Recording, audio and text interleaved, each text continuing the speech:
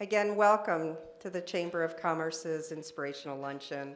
I've got a few announcements. I'd like you to get out your phones, your calendars, and plug these things in and make sure you register. Next Tuesday, 4 to 6 p.m. at the St. George Chamber, we have opioid training. It's extremely important. It's something that touches Southern Utah in a horrific way. We'll have family members there who will talk about the effects it's had on their families, and we'll have specialists and doctors there talking about educating you on opioids. Next Wednesday, our chamber trainer is Jeff McKenna. This series is on business succession and estate planning overview. If you're a lawyer, this training can be used for CE credits. Seating is limited, so be sure and register for that. Thursday, October 12th, is our cybersecurity training for your business or your personal life. You need to get the latest information to help protect yourself and your business.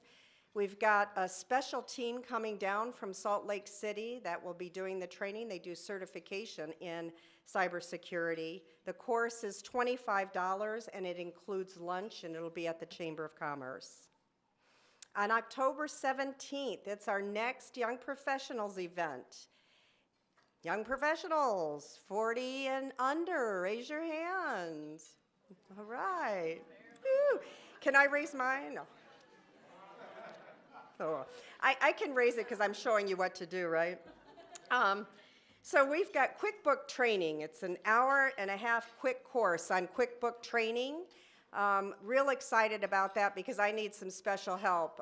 Online QuickBooks is a whole lot different than the old-fashioned way of doing QuickBooks, and we've got a team that's coming from Savage Esplin in Rad Mall, and they're coming to train. It's at 11:30 to 1 at the Chamber, and it's free, and the lunch is included. October 20th and 21st is our Taste of Dixie event. My gosh, it seems like we started working on this so long ago, and it just came up on us very quickly. If you haven't gotten a booth space yet, you'll want to. We expect to have, over the 2-day period, over 10,000 people attend this. We've got so much going on with our classic cars, our maker space, our artisan space. We've got bounce houses, live entertainment all day, contests going on, and of course our business expo, which includes you. So if you haven't gotten your booth yet, please see Susie Lafayette, email her or see her after lunch, and she can help you out with that. October 26th is our third annual, I'll call it CIRC. It's our Southern Utah Regional Coalition, Chamber Coalition. It's too long, so we'll just say CIRC. It's our third annual retreat. We have a great lineup for that. We start out with Gabriel Adams. He's our keynote speaker. He's a remarkable young man and very, very inspirational to help you with thinking about next year, 2018. We have breakout sessions and TED Talk panel discussions. Travis and Lisa Sigmiller will be there. We have a dinner at Tuacahn and the show Thriller, all part of your tickets. So you'll want to register for that as soon as possible. This is a 2-day event. The second part of it is a golf classic. So it's our first annual CIRC Golf Classic. It will be chambers. We have about 12 chambers in our coalition, all the way from Richfield down to Mesquite. We've pulled Mesquite in. They kind of feel like the stepchild out there, you know, and so they're part of our coalition, and you'll want to come and do a lot of networking with a lot of new people. So right now, we'll be introducing today 18 new members, and I'll ask Tracy, our board chair from Red Mountain Spa and Resorts, and our very own funny Susie Lafayette to come up and introduce them. Oh, thanks. My own little fan club. Thank you, Jimmy, Doug. Appreciate it. All right. Chad Aldridge with Cirrus Ops. I know you're here. Come on up really quick. This is Chad. Use technology to grab a better hold of your business. He helps automate your business processes so you can be more effective and efficient every day. They help build project management apps, inventory management apps, lead management apps, and more. And they can help in any type of business and industry, including medical supply, construction, entertainment, mortgage, housing, and solar. Welcome to the chamber, Chad. Your plaque is right here.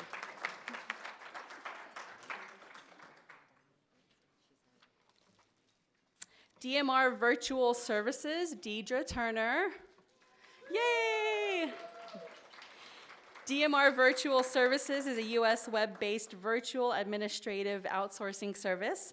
She specializes in industry research, notary signing services, paralegal services, including demand letters and small claims filings, bookkeeping, travel bookings, travel itineraries, and calendar management. And she also is authorized to perform weddings. Right?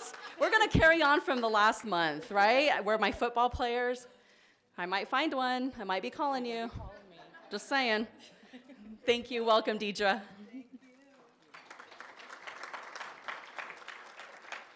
DSU Career Services, Allie Threet. Was she able to make it? Let me tell you a little bit about Allie Threet and DSU Career Services.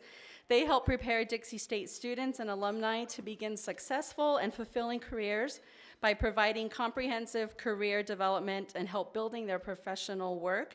Their team is committed to building, enhancing, and strengthening relationships with employers. Elite Healthcare Southern Utah, Dr. Jeff Hicken, come on up.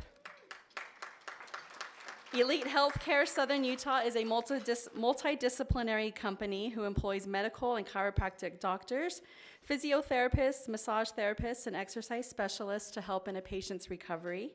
Their new clinic in the St. George, Washington area is a beautiful new state-of-the-art facility offering injury as well as post-surgical rehab, and they will soon have a therapy pool with a treadmill for lower extremity patients.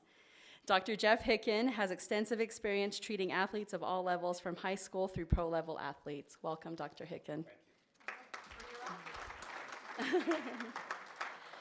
First Class Landscaping, they're out getting everything ready for the fall and winter, but they are a premier landscaping company that has been serving Central Oregon for 10 years and is now servicing Southern Utah. They provide landscape maintenance, fertilizing, shrub pruning, snow removal, if you need it, new construction, and irrigation. Freedom Accounting Solutions, Deanna, did she make it? Let me tell you a little bit about her really quick. And Freedom Accounting Solutions, she can help you with your accounting, bookkeeping, business consulting with over 27 years of experience and knowledge. She helps give clients peace of mind to focus on what they love, which is their business. Green Gate Village, Kara, did she make it? They're busy too. Green Gate Village is now home to several boutique retailers and events in the heart of historic downtown, including Judd's Store, Twisted Silver, My Little Moon, Scout and Cloth, Barbers of Green Gate Village, and the soon-to-be Alfredo's Italian Restaurant. You heard it here first. Hampton Home Loans, Nathan Hampton. He didn't make it either. I don't think so, but Hampton Home, we can clap for them, yeah. Hampton Home Loans is a mortgage broker serving Utah only. They can help you refinance, and they work hard to get money at a lower cost so they can pass the savings on to their clients. Hyatt Place, I know you're here because they gave me this fancy little hat that kind of clashes with my dress, Chris. But we have Hyatt Place St. George Convention Center. We have Chris Benson, Brian Romney, and Tabitha Erickson. Hyatt Place St. George is the newest high-end hotel in the area. They have 1 king or 2 queen Hyatt grand beds, plus a signature cozy corner hide-a-bed for those rowdy kids if you want to put them in the corner. They have free Wi-Fi and breakfast, so call Chris for special rates for your company's frequent travel, or if you're looking for group rates. They are having a ribbon cutting with the Chamber of Commerce and open house on October 25th at 9:30, where they will be serving breakfast, giving tours with a bunch of prizes. And if you're a lucky winner, if you look under your chair, 4 of you have a free night stay. to the Hyatt. Thank you, Hyatt Place.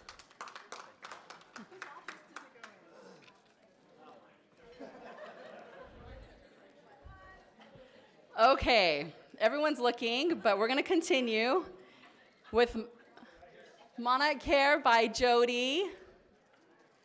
Oh, she is right here. Let me tell you a little bit. Am I pronouncing that right? Monet. Oh, it's so fancy and Monet. So fancy and like French sounding, which is not me.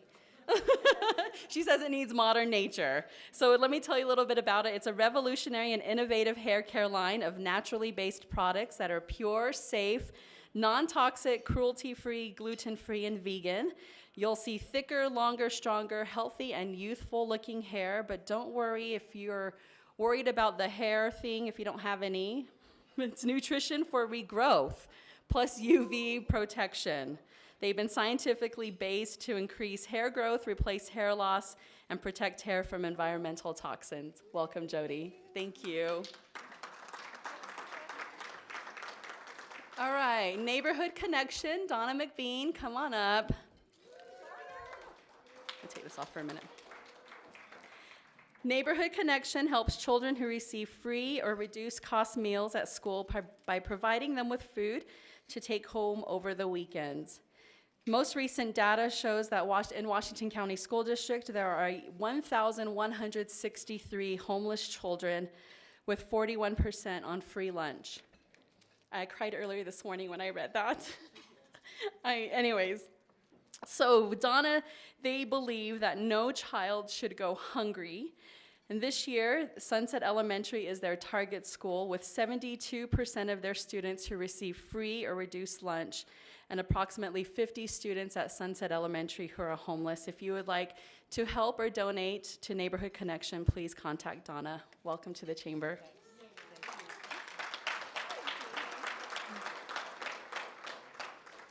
Red Ryder Creative, we have Clark Taylor.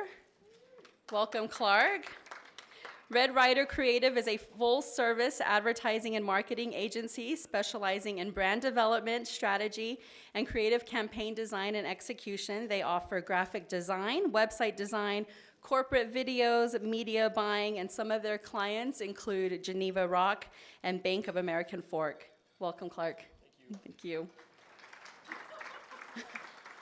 Red Sands Vacations, Clint, let me tell you really quick about them. They are a short-term vacation rental company with homes all around southern Utah. They offer a truly unique lodging experience for each and every guest. Stat Packs Inc., Scott Nelson, they're not here, but let me tell you a little bit about them. Stat Packs is changing the way emergency clinicians think about carrying their gear. They can keep a medic's hands and minds free to handle the unexpected. They offer safety vests and tactical bags, and so instead of a medic carrying a big duffel bag, everything is on their back. I know, pretty cool, huh? Tag and Go, we have Quinn Allgood and Connor Atkin. Come on up. Tag and Go Express Car Wash was founded by Quinn and Connor in 2015 using the Express Car Wash model. They pride themselves with the top-of-the-line equipment that will clean your vehicle better than any wash around. There is no awkward tipping moments or wiping off spots that were missed in the wash.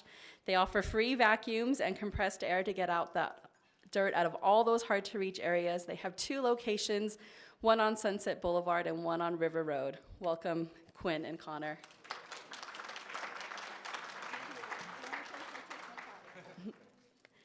The St. George Charity Fund, Nigel, come on up.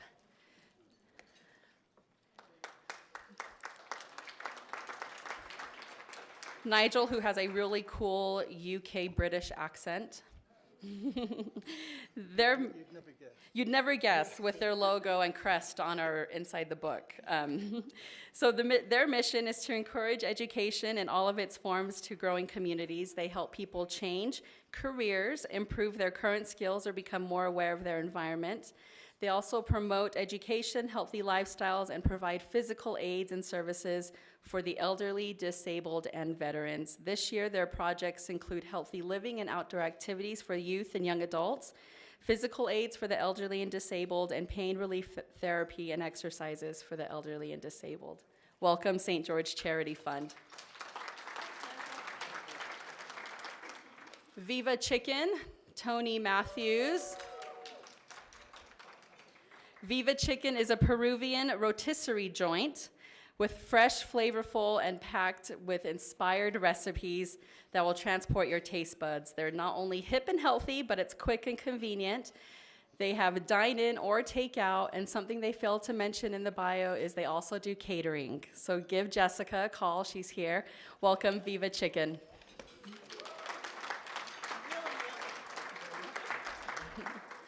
And we have Diamond Group Realty at Remax Associates, Kyle and Rachel Whip. Welcome. At the Diamond Group, they are committed to being your best resource for finding St. George area homes for sale. On their website, you'll find every property from every agent listed on the MLS. For those of you who are looking for new construction or thinking of building a home, the Diamond Group is devoted to thinking and finding new homes in Washington County specifically for you. They specialize in helping you find the right builder, the right area, and guiding and protecting you through that process. Welcome. Thank you.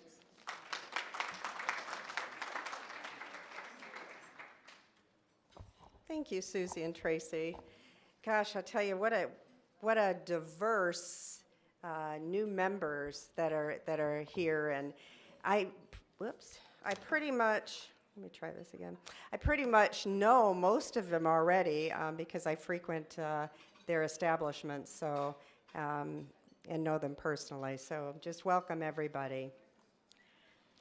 So let's get on with our inspirational luncheon. I love the title of our event today, From Beaver to Baltimore and Back, Leadership Lessons Learned Along the Way. Kind of like, sounds like a book.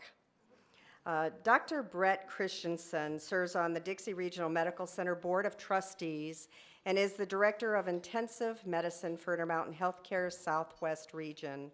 He's the chairman of the Southwest Emergency Physicians and has provided strong supportive guidance in the development of Level 2 Trauma Center, emergency services, stroke treatment, and neurosciences. He also chairs the Clinical Medical Directors Committee. Dr. Christiansen grew up in Beaver, Utah, and went on as a top scholar to earn his medical degree at Columbia University. He completed residency at Johns Hopkins Hospital, wow, where he received the Outstanding Resident of the Year award his final year. Please help me in welcoming Dr. Brett Christiansen.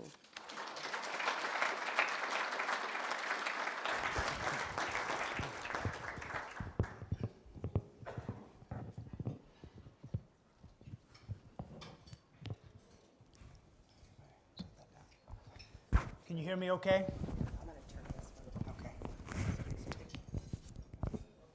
Where's my mic control? I'm a low speaker, so whoever's in charge of control the volume, turn it up a little bit. So Terry Draper contacted me and asked me to come and present as the inspirational speaker and give some leadership points. And Terry knows my least favorite topic in this world to talk about is about me and about myself. I'll give you a presentation on how to open a chest after a gunshot wound to resuscitate the heart. I'll talk to you about how to do bites and stings for southern Utah and how to manage those, or how to manage an emergency C-section if the mother is dying. But talk about me, and I hate that. That's my least favorite topic. In fact, when I met her originally, the first time I met her, I came here in 2000, and I had just finished residency, and I don't know if she remembers it, but I came to tell her that unfortunately there was going to be a TV show that was coming out, and it was going to be nationally aired by ABC called Hopkins 24/7, and that I was one of the key people in one of the 6 presentations. It was going against Survivor.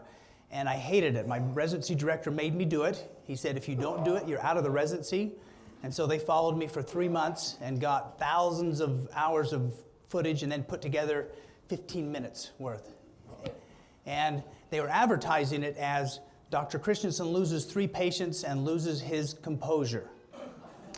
And so I told Terry, I said, nobody knows about this. I haven't told anybody, but just be aware because there's going to be some PR, and I don't know how it's going to turn out because they could take 16,000 hours worth of video and turn it into anything that they want. So I called the producer at ABC, and I said, I was there the whole 16,000 hours, and I didn't ever lose my composure. He said, oh, that's just a gimmick for ratings.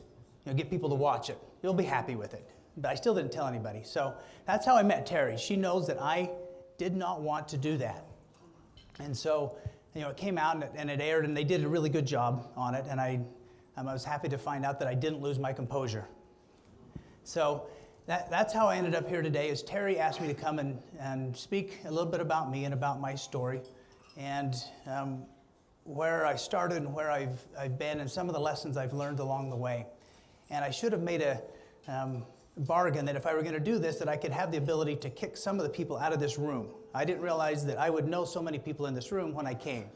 There are some who have already promised to heckle me and hold up signs and to boo and to hiss and to point out when they didn't think I was telling the truth. And so if I could get them removed, I can point about 5 or 6 of you that need to go. So hopefully I can tell you some things today that will help you in your leadership roles and in that will inspire you. If nothing else, then I can inspire you in that you can go, oh good, I'm a lot better than him, thus I'm inspired. So I did grow up in Beaver, Utah. And how many in here, by show of hands, grew up in a town as small as Beaver or smaller? Raise your hands. Okay, so maybe 15, 20%. I know there's one that is here that grew up with me in Beaver, so he understands. And it's an interesting thing growing up in a small town, and I've had both. I've been a New Yorker, and being able to look from perspective at other people when they introduce themselves. And it's interesting, when I introduce myself or people say, oh, he's from Beaver, you immediately watch them go, okay, small town boy, kind of discredit. They're small town. We'll help them along the way. And for those who have grown up in a small town, realize it is an amazing experience. I am grateful I had that opportunity. You learn a lot of lessons. You have to play on every sports team. So I know how to play every sport, and I know how to play it well, because I had to. The team didn't operate without everybody playing. You have to be involved in just about everything. You're part of a community that knows everything about you. It's bad in some ways because they know everything about you, but you look out for each other. It's a small family. Now you also learn how to work hard. A lot of my teammates on the sports teams, football was the easiest thing they did during their day. Instead of being out baling hay and changing hand sprinkler lines, they got to come in and tackle people and wrestle, and so it was fun and easy for them. And so it was a good experience to learn how to work hard. So from Beaver, as an inspirational speaker, most inspirational thing about me is you're going to get a 2-for-1. My dad is the inspirational person in my life. He is pretty amazing. So I'm going to talk just a little bit about him so that you can understand and get some inspiration from him. He, at the age of 4, he was diagnosed with retinoblastoma in his eye. And at that point, nobody had really lived with that. They just let the cancer go back to the brain and run its course. But somebody thought, hey, let's try this up at the University of Utah, somebody on the forefront of medicine in ophthalmology. And so they took his one eye out. And it seemed to work okay for about a year, and then he got it in his other eye, which we didn't know at the time, but was an autosomal dominant trait. That's something that if you have that means you're going to pass it on to half of your children. So they decided, well, we've started down this pathway, let's take out the other eye. So they did. It was a hard decision between my grandparents. Do we let him die, or do we let him live as a beggar the rest of his life, being blind, not being subject to everybody else's whims of what's going to happen to him, because we're not going to be here for him all the time. And my grandfather won out, and they took the eye out. They ended up sending him for 8 years up to the blind school, and age 13 he came back to Beaver. And I think somebody forgot to tell him he was blind. He didn't ever realize that. He just kept going. In high school, he graduated as a valedictorian of his class. He decided he wanted to be a doctor. He couldn't find anybody that would accept a doctor. They thought a blind man couldn't be a doctor. So he settled for a lawyer, which scarred him ever since, for you lawyers out there. And he went to law school. He went to BYU, and then he went to law school at the University of Utah. And then Following that, it took him three times to pass the board, or the bar, to pass the bar. And he said it was a really hard thing. And you can imagine how hard that test is for those who have taken it, but to take it, having it be an oral examination, having no ability to really reference books, it was a tough test. He then came back and practiced law in Beaver for 50 years or so. He ended up being the longest running state official in the state of Utah. He was the elected attorney for Beaver County for almost 40 years. And this is a feat in itself. The governor came down and gave him a recognition of the award, but the most amazing thing is he was a Democrat. So he was the longest running state official in the state of Utah as a Democrat. And that is because of the man that he was. He was honest and fair to a T. You knew that if you broke the law, you were going to be prosecuted. And it would be a fair prosecution. If you didn't, and somehow you got caught in the trap of things, that he would be lenient and the law would exercise what was appropriate. I experienced this myself on several occasions as I was riding in the car with him driving and got pulled over by officers. And the officers pulled us over and they looked in and they said, "Oh, John, I'm so sorry. I didn't know you were in here. I would have never pulled the car over." And he said, "Officer, was he speeding?" Officer said, "Yes." He said, "Give him the ticket." Twice he did that, making his insurance rates go up. And he always told me, just stay on the right side of the law, because if you aren't, I will prosecute you to the full extent of the law. Understand that. So I was a very law-abiding citizen. He taught me how to deal with adversity. He taught me how to work hard. He taught me how to not complain. He never complained. He never had a cane. He never had a seeing eye dog. He never needed him. He memorized the town. When we would drive with my mother, he would give my mom directions when we were in Salt Lake City. He would say, "Okay, there's going to be 2 blocks, there's going to be a White House, you're going to turn there, and then about on the left, down here, a block and a half is where you're going to be." And she was lost without him. So he was a pretty amazing man. And I resented the fact he was blind somewhat growing up, because in Beaver, the key thing is sports, outdoors, hunting, from a small community. And those of you think that, the things that are most important in a community, if your dad could never throw a ball with you, he could never take you on a scout trip, he could never show you how to load a gun or go hunting. And I resented the fact that my dad was different and that he couldn't do all those things that were really the most important things in life. But other fathers stepped in and helped me with those. And when I got older and left Beaver, I realized that actually he did teach me the things that were the most important in life. And those other things turned out okay. I had a great sports career. I love sports and play them all. And I didn't need my dad to show me how to catch a baseball. But the things that he taught me, I needed to know. One example is when I was at BYU, I called him, or he called me one day and said, "How's it going?" And it was tough. BYU was tough. The grades were hard to get and it was difficult. And I told him, I went on telling how all these difficult things, how hard they were. And he said, "I'm sorry, that's so hard. Are you able to read your books?" And I said, "Yeah." And he said, "Are you able to, that's a big campus. It's hard to get from one class to the other, isn't it? Are you able to drive your car and get around to the places you need to go to?" And I went, "Yeah, I get it." From that point on, I didn't ever complain again, because I'd never heard him complain. Can you imagine having to do college without the ability to read your books? You had to have somebody read them to you. You had to pay them. So pay them once or twice. You may not have enough money to go to school if you had them read them too many times. And so it was difficult. So he taught me some great lessons. He taught me honesty, fairness, how to give 100%, how to not complain, and that I can do hard things. And so those have helped me my whole life. So that's, if nothing else today, that's your inspirational story, is my father. And he has affected me and many others after him. The lesson from this that I want you to learn is that we stand on the shoulders of giants. Every person in this room, I see a lot of people who are successful and are at the top of their career and their game, and some that are on their way there. You didn't get there by yourself. You got there by standing on the shoulder of somebody else who helped you to get to that point. We like to think, I got here by myself, I'm amazing, I did all of this, but we didn't. We got there by somebody else getting us to that point, and we stepped on their shoulders so we could see higher and farther off. And the harder part on this is it's so fun to be the guy who's on the top looking and seeing afar off and having all the success. Are we willing to be someone whose shoulders we're preparing a platform so they can stand on our shoulders and see farther off? And that's a true leader. You know, as you're working with what you're doing, are you preparing something such that the people who go after you are going to be better off and are going to be able to have a fantastic experience? So, learning experience there. I spent a couple of years after my Beaver years doing some missionary work in South Carolina. And I learned a lot of important lessons. Probably the most important lesson that I learned was that it is not all about me. Up until that point, every aspect of my life was about me. My grades, my sports, my football, my track.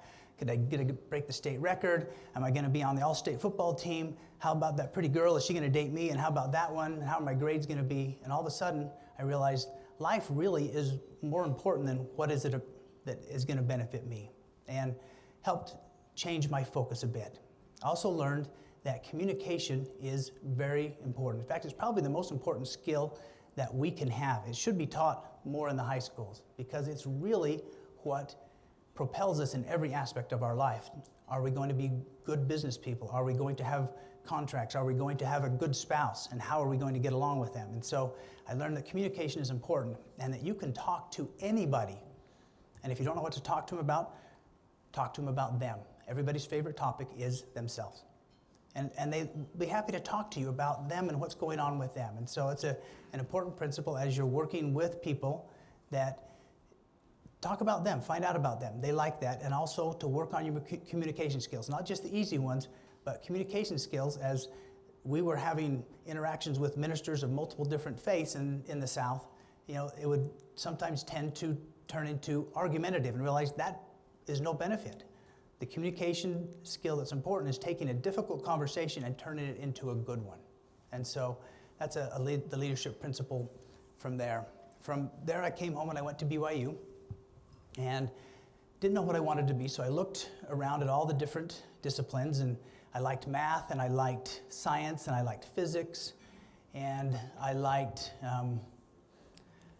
a number of those different things, and I looked and saw what was a natural fit for me, which was mechanical engineering. And so I chose mechanical engineering as my undergraduate degree. It never was a perfect fit, but I enjoyed the classes. And it was a poor choice in one way in that I was on scholarship, but the scholarship I had required me to keep I think a 3.8 GPA.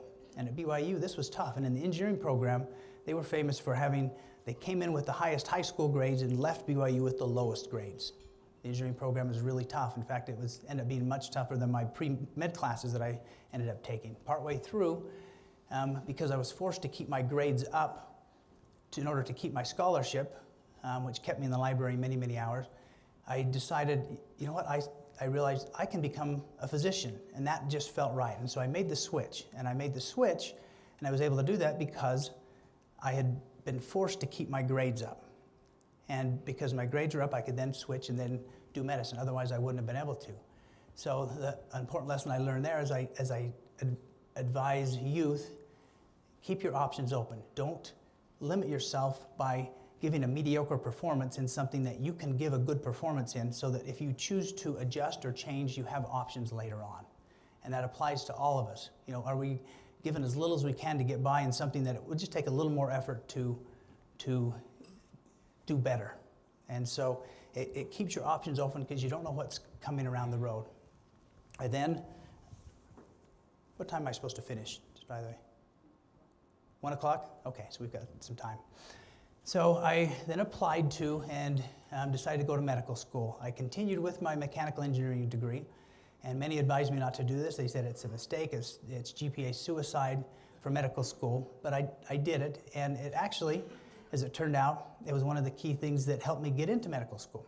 I applied to some different schools and got into Columbia Medical School, which at the time was, I think, the number 4 school in the country. And part of the reason is, as they looked at my applicant, they said, we haven't ever interviewed a mechanical engineer for this. They were interesting. Why did you do that, and how does that work and fit? And in reality, it's been one of my greatest blessings as a physician, because mechanical engineer is a problem solver. You take a problem and you look at, there are 10 different ways to solve this problem. and which is the best one. Medicine is based on memorization. How has this been done in the past? This is the way it was done. This is the way so-and-so did it. It's named after him, and here's the procedure we're going to use to follow it.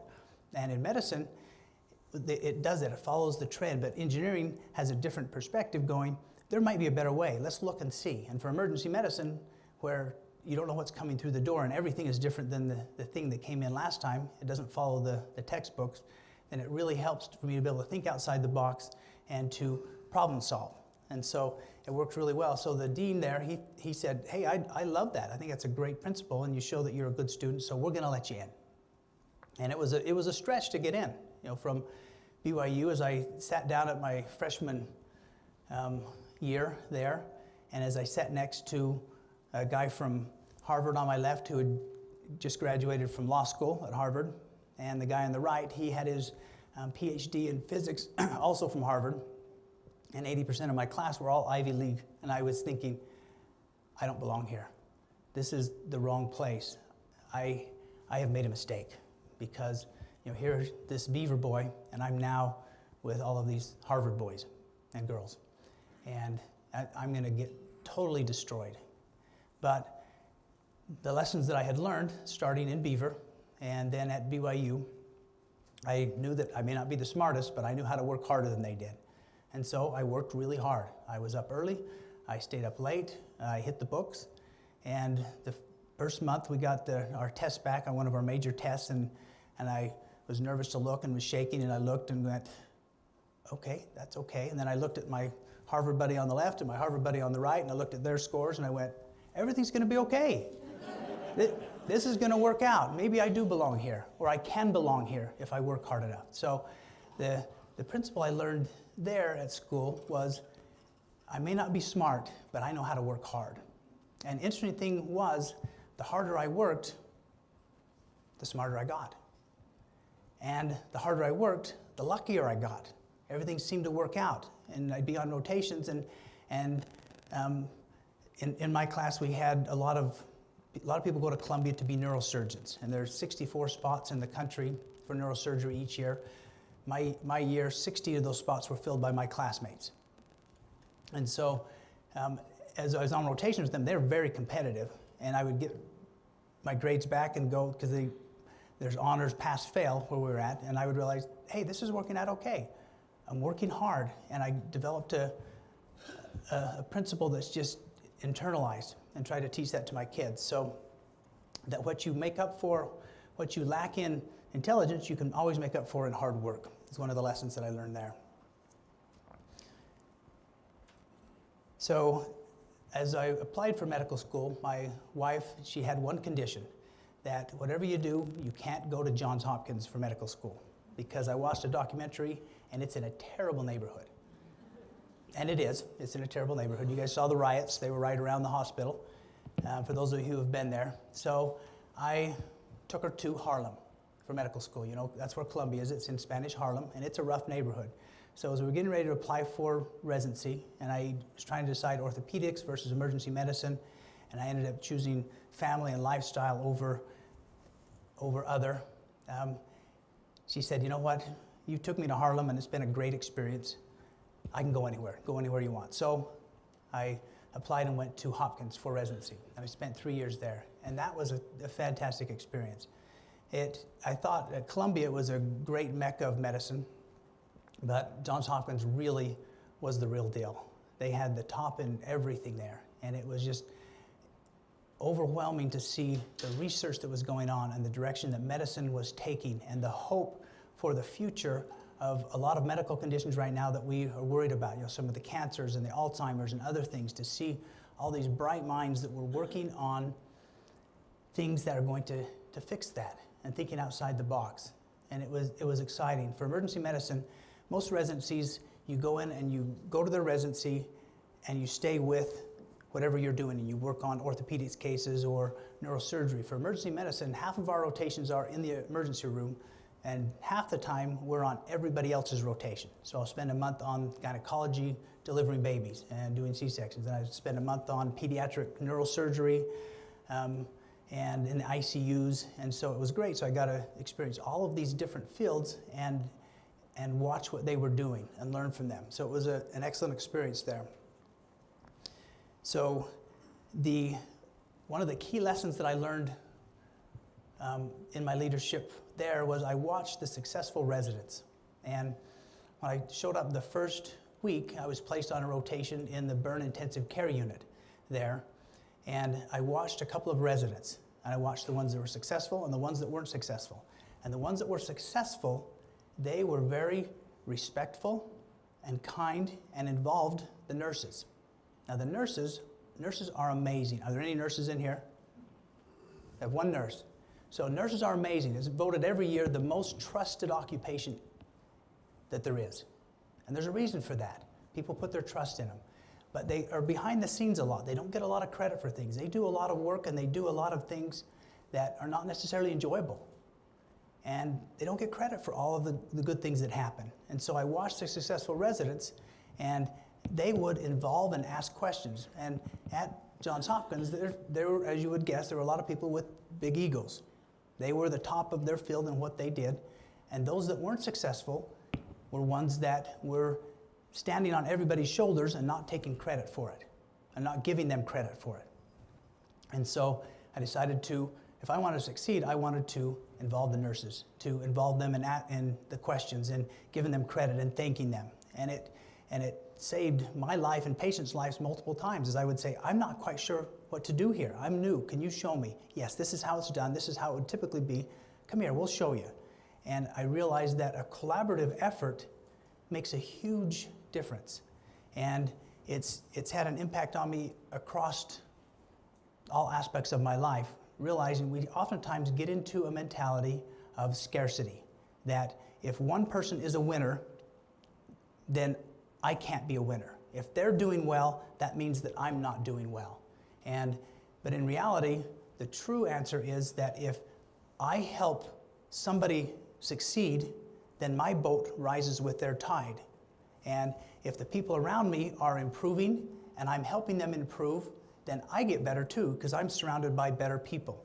That there really is plenty of pie to go around. And so that mentality, as you deal with that in your jobs and your occupations and dealing with your employees, if that mentality can be changed, it will change everything, and you will have much more success, and people will find great enjoyment in their job as they are a part of something. They don't have to be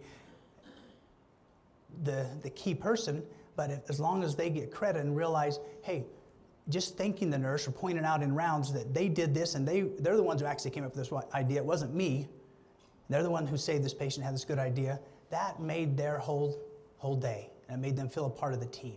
And that's a principle I think that applies across all boundaries, not just in medicine. So it was a key thing that I learned there.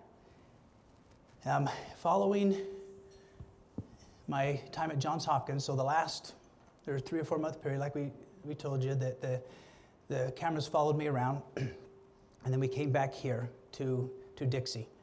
And I'd realized during this process, from Beaver to get into BYU was hard, and had to keep grades up, and then to go from BYU to Columbia, I just barely got in. I clawed. I was put on the wait list, and then eventually they called me late in April saying, okay, we're going to let you in. Somebody else who was a lot better than you decided not to come, so we'll let you come. And I was like, please, thank you. I was the only, actually there was one other student in the whole 4 years that had a child, and I came with a wife and child, and they asked me, why are you here? This is New York City. We don't have children at Columbia. And I think I may have been the only one who had one there that my wife birthed while we were there as well. So it was just a different experience, but it clawed to get in. And I realized as I was sitting next to these high shooting students that I realized, you're really not as smart as I thought you were. How did you get in? Really? Some of them. And I realized, oh, they knew people, they had connections, they made associations, and I had never done that. And so that's that communication thing. You don't communicate, it's all based on your merits. I did this, and so thus you must take me and must think I'm great. And so an important leadership principle that I learned was you need to associate with people, communicate, make connections, and then that person will then make a connection on the next round. So my attendings that I did rotations with that thought I was great I would say, hey, I'm going down to Johns Hopkins. You know somebody there. Can you put in the good word? And they would go, oh, yeah, I would love to. In fact, they will love you because you're such a good student. And so I know as a physician now, and I hire for our group, and I hire mid-levels and scribes, I really like to hire somebody that I know and trust says this person is great and this person is wonderful, because then I'm not guessing. They seem good on paper, but are they really? And so it's important to interweave and to have relationships and connections on all different levels, and so that we can help each other out when the time needs to be. So that was an aha moment for me. So as I came back here and interviewed, I took the position, and after the dreaded Hopkins 24/7 aired, and I breathed a sigh of relief and went, oh, okay, it was over. I didn't want to do it, but it turned out to be a good experience. And they keep airing, by the way, they keep airing it over and over. I have patients, 15 years later who say, hey, I saw you on TV last night. I go, they stopped doing that. Would it go away? And so it aired, and then I was in the ER working, and the unit secretary came running over to me. She said, Oprah's manager is on the phone and she wants to talk to you. And I said, yeah, right. I said, tell him I'm talking to the President of the United States. I'll get to him when I can. She said, no, I think it's really them. So I said, take the number, I'll call him back. I just finished this where there was no benefit to me to doing this program, and I was worried there was going to be bad PR, and I'm not a big out in the public, personal kind of guy. And why would I want to go into a woman's talk show host and possibly say something that would make me look stupid? So I talked to him and said, no, I'm not interested in going, but they asked if they could show my little segment on the show and interview several of the others. And I let them do that. So I did make it on the Oprah show, but I didn't have to go. But my wife has never forgiven me, and the unit secretaries have never forgiven me, so that's a mistake. I would go back and probably do that differently. But so then here, leadership, things that I have learned here. I've had the opportunity to work, and eventually I'm the CEO of our physician group. We have 20 physicians and 10 APCs, or advanced care practitioners, that work for us. And physicians are an interesting lot to work with. And I work with a lot of them in other leadership roles in the hospital. They are smart, they are opinionated, they are strong-willed, and sometimes it's hard to get them all to agree on something. Sometimes it's hard to get two of them to agree on something. And so it's been quite an experience, and dealing with that, and then dealing with physicians, dealing with nurses. And I've learned that almost all problems that occur are because of that one principle, the communication. And that's why I think communication may be the most key principle that we could all teach our children, teach our employees, that almost every time when something goes wrong, or when there's problems between coworkers, one didn't understand the other appropriately. And you can almost always fix that by getting them in the same room, sitting down, talking it out, and what did you really mean, and what was really intended, and where can we go from there? Actually, not mine. So, an important principle that I have learned. I've also learned, I hope you guys realize how great you have it as far as medical goes in Southern Utah. We have an amazing administrative team here who has done amazing things. From our CEO all the way down to the other administrators throughout every department. St. George is a great place to live, and because of that, they can attract fantastic physicians, that better than we probably deserve. But it's not enough to have good physicians. We have administrators who've created an environment that makes it friendly to be a medical staff. We have some of the best nurses that exist, and a staff that works together well. And so it's a dream place to do medicine. And the care that is provided here is fantastic. A few years back, Dixie Regional received the award for the highest quality care for the lowest cost, the #1 hospital in the country when you combine those two together. And that's quite an honor, meaning that you can get the best care for the least price of anywhere. You go a couple hours to the south of us and the costs double and the care goes down.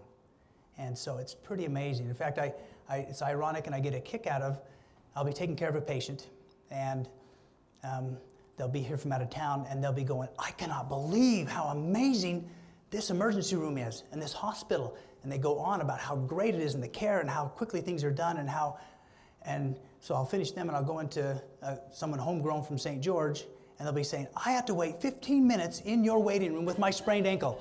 What is wrong with you guys? I demand to talk to somebody.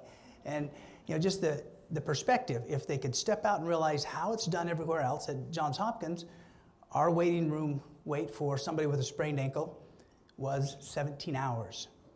Okay, if you went into the RER with a sprained ankle, we would take the heart attacks and the ruptured appendicitis, and we take the appendicitis after they ruptured. They may have to wait a few hours till they get that, but you would wait 17 hours because that's just the way it was. And that's at the best hospital in the country. So we've got it really good here. Just realize that when you go in, just pay attention and be grateful for what you have. It's an excellent place. So a couple of things in closing, in conclusion. Pay attention to whose shoulders you're standing on. Take the time, look around, go and thank them. It may be somebody that you don't realize that you're standing on their shoulders.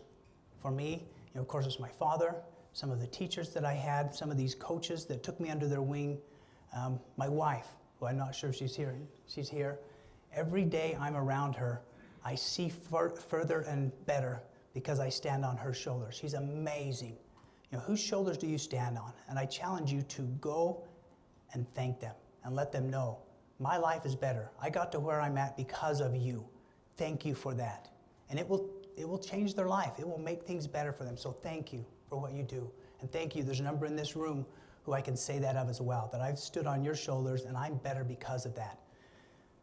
The second part of that is, are you willing to be the someone building the third story of a 20-story building?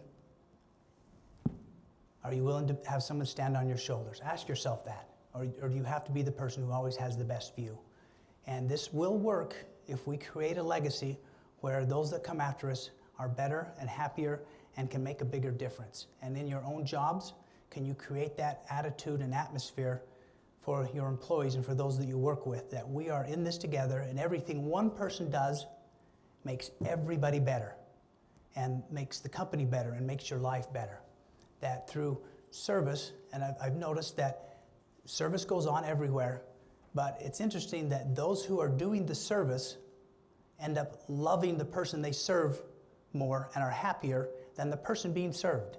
It's great to be served, and I love it, but the person who is being served isn't as happy and doesn't love the person as much. So be the one who's out there doing the good and making a difference and being willing to let people stand on your shoulders. And you will be happier, and everybody around you will be happier, and they'll love to be with you as well. So another take-home point.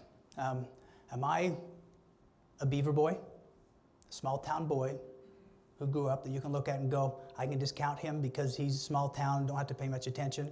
Or am I a New Yorker? And just so you know, the New Yorker's attitude is, I lived there for 4 years, so I could say while I was there, I was a New Yorker, that everybody who lives west of the Hudson River is inferior to me. They think that. They really do. That you guys are lesser U.S. citizens. And you're not as smart. You're not as good. You're not as important. Your jobs are menial. Everything happens here in New York City that's of any value and of any importance. And that's their attitude. Am I the Johns Hopkins, where they, for 17 years running, they were the #1 hospital in the country and had the best doctors? And my answer would be, I'm none of those. But I've taken bits and pieces of every place that I've been and have incorporated it into me. And I would propose that every one of us have done the same thing. What good thing can you take from every situation, good or bad, that you're in, that can make your life better and that you can use to learn to make you better from that point on? In fact, the reality is it really doesn't matter where you've been and what you've done. So many people spend their whole lives living in the past and what they did in the past. As far as I'm concerned, it's what are you going to do today, and what are you going to do tomorrow, and what are you going to take from the lessons you've learned the past few days to make your life better, to make the lives better of those that are around you. And that's really where it's at. That will be, to me, your legacy of success. and how your business is run and how your lives and personal lives run is what difference is it going to be from this point on. I appreciate you allowing me to come and talk to you. I appreciate the differences those who I know in here have made in my life, and I look forward to getting to know many of you in the future. Thank you.